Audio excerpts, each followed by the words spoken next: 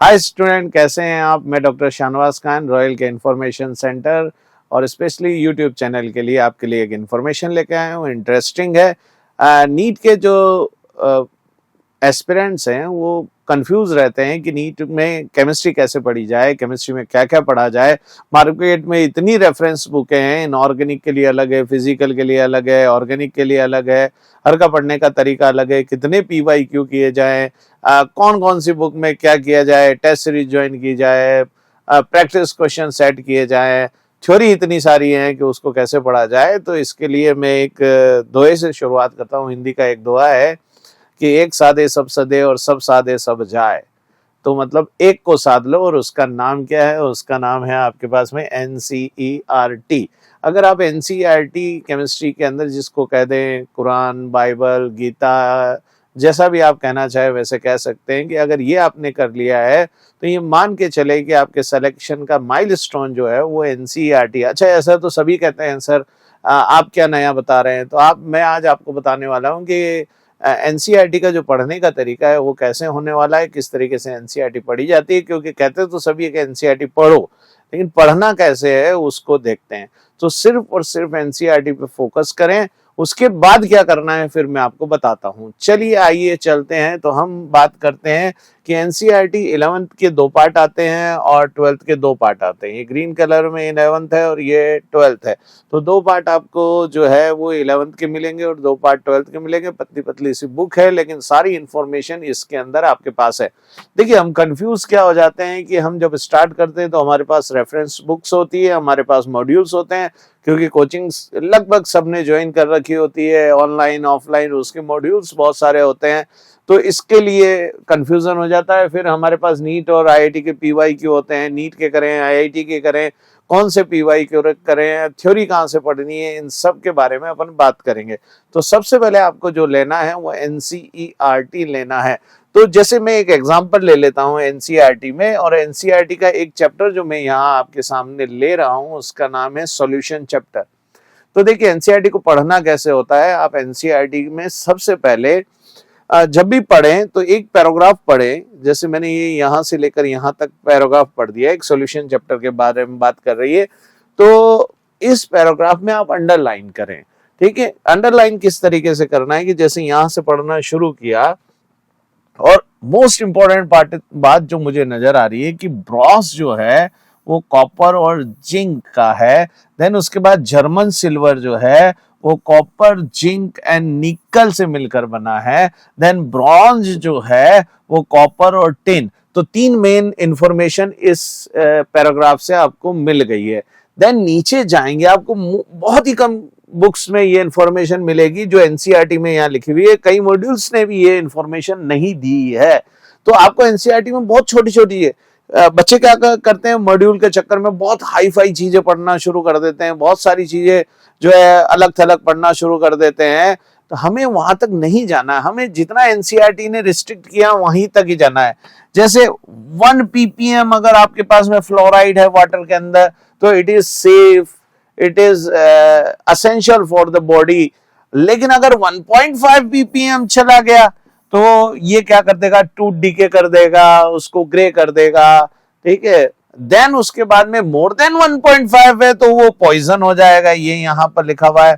और पॉइजन कौन है? Sodium fluoride. ये यहां लिखा हुआ NaF, सोडियम फ्लोराइड जो है आपके पास में है। तो सोडियम फ्लोराइड रेड पॉइजन है। तो ये इंफॉर्मेशन आपने एक पैराग्राफ पढ़ा और अपने आप से पूछे कि ये पैराग्राफ मुझे क्या दे रहा है। तो इसके बनाए नोट्स अपने खुद से बनाए। ठीक है, जैसे आप पढ़ेंगे आपको मजा आने लगेगा। NCERT को फोकस करके पढ़ें और उसको पॉइंट वाइज पॉइंट लिखते रहें, शॉर्ट नोट्स के फॉर्म में लिखते रहें, तो आपको मजा आना शुरू होगा। तो जैसे मैंने ये कर दिया, एक पैराग्राफ की सारी इंफॉर्मेशन आपने ले ली और अपने आप से क्वेश्चन पूछे, बार बार उसको रिपीट करें। देन आ जाइए नेक्स्ट बात करते हैं अपन। फिर क्या करना है आपको, जब आप इसको पढ़ते चले जाएंगे, ये टेबल्स हैं इसको देखते चले जाएंगे। देन जैसे ही आपने पढ़ना खत्म किया, यहां आपके पास में इंटेक्स एग्जाम्पल है, इनको बहुत गौर से देखें। जैसे यहां ये एग्जाम्पल नंबर 2.1 है। ठीक है, जैसे अब तो ये पुरानी बुक का है, नई बुक के अंदर 1.1 है ये एग्जाम्पल नंबर, सॉल्यूशन वाले चैप्टर में जब जाएंगे तो ये बढ़िया से एक्सप्लेन कर रखा है। इसको जब आप खुद से करने की कोशिश करेंगे तो बढ़िया से एक्सप्लेन कर लेंगे इसको। ये क्वेश्चन आपको करने हैं। आप क्या करते हैं कि थ्योरी कहीं से पढ़ते हैं, मॉड्यूल कौन सा देखते हैं, रेफरेंस बुक कोई सी भी लेते हैं, मतलब 5-7 जगह एक मकड़ी के जाल की तरह उलझ जाते हैं। ऐसा नहीं करना है, केवल एनसीईआरटी को फॉलो करना है और उसको इस तरीके से पढ़ना है। तो जैसे जैसे आप थ्योरी पढ़ते जा रहे हैं आपको क्वेश्चन मिलते जा रहे हैं। यहाँ सॉल्व्ड क्वेश्चन भी है और इन टेक्स्ट अनसॉल्व्ड क्वेश्चन भी है। जब आपने सॉल्व कर लिया आपका एक कॉन्सेप्ट बन गया और कॉन्सेप्ट डेवलप होने के बाद में ये अनसॉल्व्ड क्वेश्चन है। देखिएंगे यहाँ 5 अनसॉल्व्ड क्वेश्चन है। अब आपके दिमाग में आया कि ये तो मुझसे नहीं हुए, तो गूगल भरा पड़ा है, आप इसको डालें। जैसे ही आप इसके बारे में गूगल पे डालेंगे, इंफॉर्मेशन देखेंगे। ये मैं उन बच्चों की बात कर रहा हूँ जो किसी कोचिंग इंस्टीट्यूट से नहीं जुड़े हुए हैं, ठीक है। जैसे हम रॉयल में करते हैं, रॉयल के बच्चे के लिए तो हम ये सारी चीजें प्रोवाइड करवाते हैं। रॉयल के लिए में जब हम बात करते हैं तो एनसीईआरटी बेस्ड ही पूरी बात करते हैं। और जब तक ये इन टेक्स्ट क्वेश्चन नहीं कर लेते तब तक हम आगे नहीं बढ़ते हैं, ये क्लासरूम में ही करवाते हैं। लेकिन जो बच्चे नहीं कर रहे हैं, जो सेल्फ स्टडी कर रहे हैं या फिर ऑनलाइन लेकर पढ़ रहे हैं, आप रॉयल से भी ऑनलाइन जुड़ सकते हैं, किसी और से भी जुड़ सकते हैं। इसके बारे में मैं आपसे कुछ नहीं कहूंगा क्योंकि मैं यहाँ एक पर्टिकुलर इंफॉर्मेशन देने के लिए आया हूं। तो यहाँ आप देखेंगे ये क्वेश्चन आपको करने हैं। जैसे ही आप ये क्वेश्चन करेंगे आपका कमांड जो है, कॉन्सेप्ट जो है वो बिल्ड होना शुरू हो जाएगा। देन उसके बाद में हर थ्योरी के बाद में आपको क्वेश्चन मिलेंगे। जैसे जैसे आप थ्योरी पढ़ते जा रहे हैं, ये देखिए यहां आपके पास में थ्योरी पढ़ने के बाद में सिंगल सिंगल क्वेश्चन, ये देखिए ये क्वेश्चन इन टेक्स्ट क्वेश्चन है, सॉल्व्ड क्वेश्चन है, इनको करना जरूरी है। ये हर जगह अवेलेबल है। इनको छोड़कर हम क्या करने लग जाते हैं, मॉड्यूल्स के पीछे चले जाते हैं, रेफरेंस बुक के पीछे चले जाते हैं और दूसरी जगह देते हैं जहां से क्वेश्चन आने वाला है। एनसीईआरटी किसी रेफरेंस बुक, एनटीए जो है वो किसी रेफरेंस बुक के पीछे नहीं भागेगा, वो एनसीईआरटी स्ट्रिक्टली एनसीईआरटी फॉलो करेगा। तो आपको एनसीईआरटी फॉलो करना है। देन उसके बाद में लेसन में जब इस तरीके से आप पढ़ते चले जाएंगे, हर थोड़ी देर में आपको क्वेश्चन दे रखे हैं। बहुत प्यारी एनसीईआरटी ने लिखा है। कई लोग एनसीईआरटी की जो है वो खिलाफत करते हैं कि अच्छे से नहीं एक्सप्लेन कर रखा है। बहुत अच्छे से एक्सप्लेन कर रखा है। आप दिल से पढ़ेंगे तो आपको समझ में आना शुरू होगा। अरे यहाँ देखिए, ये देखिए फिर एग्जाम्पल आ गया, फिर क्वेश्चन है। अच्छा, ये सब क्वेश्चन कर लेने के बाद जब आप ये क्वेश्चन सारे कर लेते हैं तो ये देखिए फिर इन क्वेश्चनों को आप करना है जो लेसन के बाद में दिए गए हैं। इन क्वेश्चनों को भी करना है जिनको एक्सरसाइज कह रहे हैं। आप कर रहे हैं उस बुक की एक्सरसाइज, आप कर रहे हैं उस बुक की एक्सरसाइज। मेन बुक जो है उसकी एक्सरसाइज आपने छोड़ रखी है। जैसे define the solution, the term solution. Solution term क्या है वो देखो जाके एनसीईआरटी में कहां एक्सप्लेनेशन लिख रखा है, ठीक है। How many solution are formed, एक बड़ी टेबल दे रखी है, उसके अंदर सॉल्यूशन के 9 टाइप दे रखे हैं, तो वो आप देखें। देन उसके बाद में आ जाइए right a brief example. Example वहां से देखने हैं तो आपको लिखना नहीं है, आपको खाली ढूंढने इनके आंसर और देखने कि क्या। जब ये आंसर आप देखेंगे, ढूंढेंगे, इसके न्यूमेरिकल करेंगे और जब जाएंगे तो, और एग्जाम्पलर भी करना है। एनसीईआरटी के कुछ एक्स्ट्रा क्वेश्चन दिए हैं जो एनसीईआरटी के अलावा है, उनको एग्जाम्पलर बोला जाता है, तो उन क्वेश्चनों को भी आप करें। इस तरीके से एनसीईआरटी कंप्लीट हो जाएगी। देखिए छोटे छोटे क्वेश्चन दे रखे हैं यहां पर, what the role of molecular interaction play for alcohol and water. अब देखिए जो डेविएशन है राउल लॉ का, उसका ये जब यहां से आप सोचना शुरू करते हैं तब आपका कॉन्सेप्ट बिल्डअप होना शुरू होता है। अब आपने ये कर लिया, सारी एनसीईआरटी का लेसन कंप्लीट कर लिया आपने, पीवाईक्यू आपने ये टेस्ट के इंटेक्स क्वेश्चन कर लिए, टेस्ट के बाद वाले क्वेश्चन कर लिए। कितने क्वेश्चन है? 36 क्वेश्चन है। एक्सरसाइज के कितने? 36 क्वेश्चन।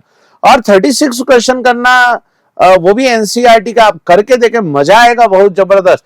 जहां उलझे गूगल का सहारा लें, गूगल को देखें, वहां आपको अवेलेबल मिल जाएंगे खूब सारे सोल्यूशन है। आप करें, समझने की कोशिश करें, आपको किसी चीज की जरूरत नहीं है। नेक्स्ट बात करते हैं अपन, ये जब आपने कर लिया तो अब आपकी भूख बढ़ जाएगी, अब आपको और क्वेश्चन करने पड़ेंगे। तो क्या हम रेफरेंस बुक पे जाएं? नहीं, फिर आपको रेफरेंस बुक पे नहीं जाना है। फिर आपको कहां जाना है? फिर आपको जाना है एनसीईआरटी। चारों एनसीईआरटी पढ़ने के बाद में 11th एंड 12th की पढ़ने के बाद में आपको जाना है पीवाईक्यू में। किसमें जाना है? नीट के पीवाईक्यू। अब क्वेश्चन आ जाता है, सर हमारे पास तो नीट के पीवाईक्यू नहीं है। अच्छा, कई इंस्टीट्यूट के मॉड्यूल में मैंने ये देखा है, मैं किसी के बारे में बात नहीं करूंगा, कई इंस्टीट्यूट के मॉड्यूल्स के अंदर जो पूरे पीवाईक्यू नहीं हो सकते, क्योंकि इतना बड़ा, इतने सारे पीवाईक्यू एक साथ कैसे दिए जा सकते हैं। 10 ईयर, ज्यादा से ज्यादा 20 ईयर के पीवाईक्यू है, तो यहां आपको 38 ईयर के पीवाईक्यू मिलेंगे। आप, मैं किसी को रेफरेंस नहीं दे रहा हूं, आप दिशा का ले सकते हैं, आप अरिहंत का ले सकते हैं, आप एमटीजी का ले सकते हैं, आप और किसी रेफरेंस बुक का ले सकते हैं, सब मार्केट में अच्छी है, किसी का भी ले सकते हैं आप, और पीवाईक्यू करें नीट के। जैसे ही चैप्टर पढ़ा आपने एनसीईआरटी से, नीट का पीवाईक्यू पहले करें। जब आप बार बार, 2 बार कम से कम एक लेसन के पीवाईक्यू करें, प्रीवियस ईयर क्वेश्चन, और जैसे ही आप कर लेते हैं तो आपका कमांड आ जाएगा, और जैसे ही कमांड आता है फिर आपको थोड़ा लेवल के क्वेश्चन में जाना है, जिससे आपको नए लेवल के क्वेश्चन भी मिलेंगे। नए क्या मार्केट में चल रहा है, नया लेवल कौन बताता है? नया लेवल बताता है आईआईटी मेंस के पीवाईक्यू। आप किसी का भी ले सकते हैं, एमटीजी का ले सकते हैं, अरिहंत का ले सकते हैं, दिशा का ले सकते हैं, किसी का भी ले सकते हैं। मैं किसी को अच्छा बुरा नहीं कहूंगा, किसी का भी लिया जा सकता है, और जो आपके पास अवेलेबल है, लेकिन पूरे करें, ठीक है। जितना आप मेंस जब जहां से चला है वहां से अब तक मेंस जितने भी क्वेश्चन पेपर हुए हैं वो करें। तो ये ट्रिपल पॉइंट आपको ध्यान रखना है, एनसीईआरटी, नीट पीवाईक्यू और आईआईटी पीवाईक्यू, 3 कर लेते हैं, इनफ, मोर देन इनफ। इतना कॉन्सेप्ट आपका डेवलप हो जाएगा, इतने टाइप के क्वेश्चन आपके पास आ जाएंगे कि आपको प्रैक्टिस इतनी जबरदस्त होगी कि आपको कुछ और करने की जरूरत नहीं, आपको रेफरेंस बुक देखने की जरूरत नहीं। आपको मॉड्यूल अगर आप कर रहे हैं, इसके बाद अगर कर रहे हैं तो कर सकते हैं आप, लेकिन मेरे ख्याल से इसके बाद वो भी करने की आपको जरूरत नहीं पड़ेगी। हाँ, लेकिन प्रैक्टिस के लिए जितने ज्यादा क्वेश्चन कर सके करें, लेकिन पहले ये 3 करें। क्या क्या? एनसीईआरटी की थ्योरी बहुत अच्छे से पढ़े, जैसे मैंने आपको बताया।